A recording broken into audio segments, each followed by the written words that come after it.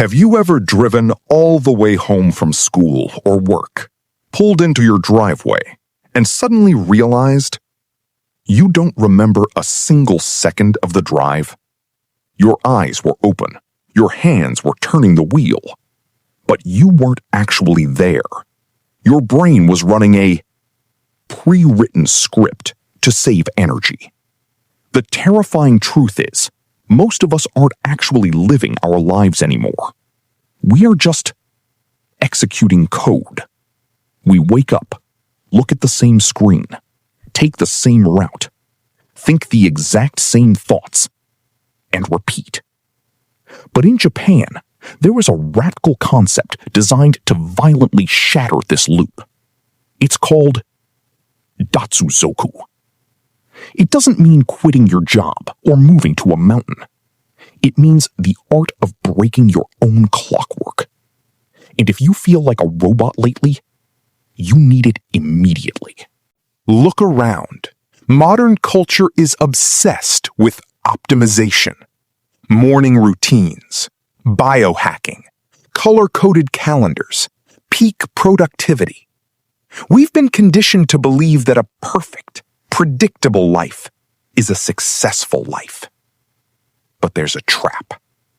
When everything is perfectly optimized, your perception dies.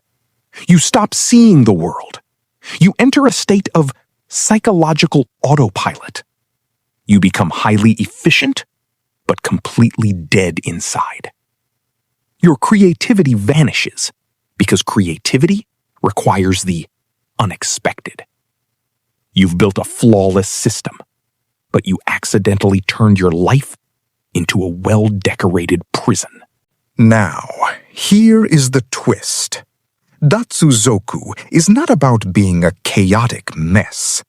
It's not about missing your deadlines, being lazy, or rebelling just for the sake of it. Zen philosophy teaches a brutal paradox. You cannot break the rules until you have mastered them. If a complete amateur creates a messy, asymmetrical garden, it just looks like a backyard full of weeds.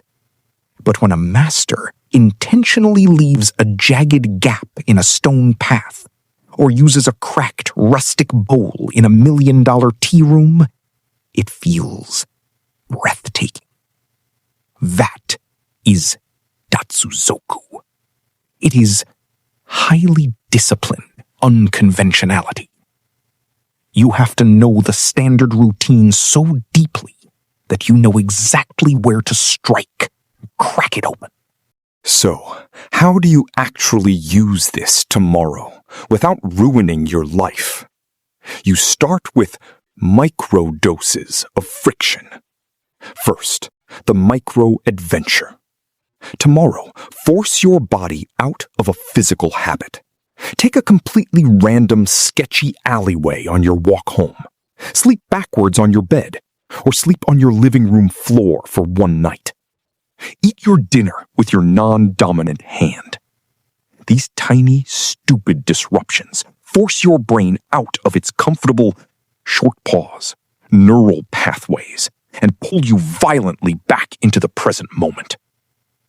Second, for when you are stuck, the next time you are staring at a blank screen, trying to solve a problem at work or school, stop looking for the right answer. Ask yourself, what is the absolute worst, most catastrophic, rule-breaking way we could handle this?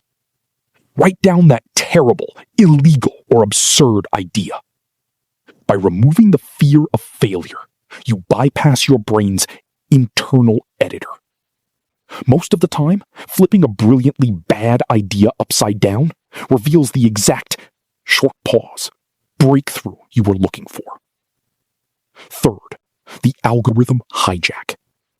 Let's do it right now while you are watching me. Don't click away and don't move your head. Just shift your eyes away from the screen right now. Find the absolute furthest object in your room. Stare at it for 2 seconds. Now, look back at me. That tiny wave of mental resistance you just felt, that friction is your brain waking up. You just took control back from the algorithm. We spend our entire lives trying to build perfect, predictable systems. But a life with zero surprises isn't a life. It's a simulation. You don't need to burn your life down.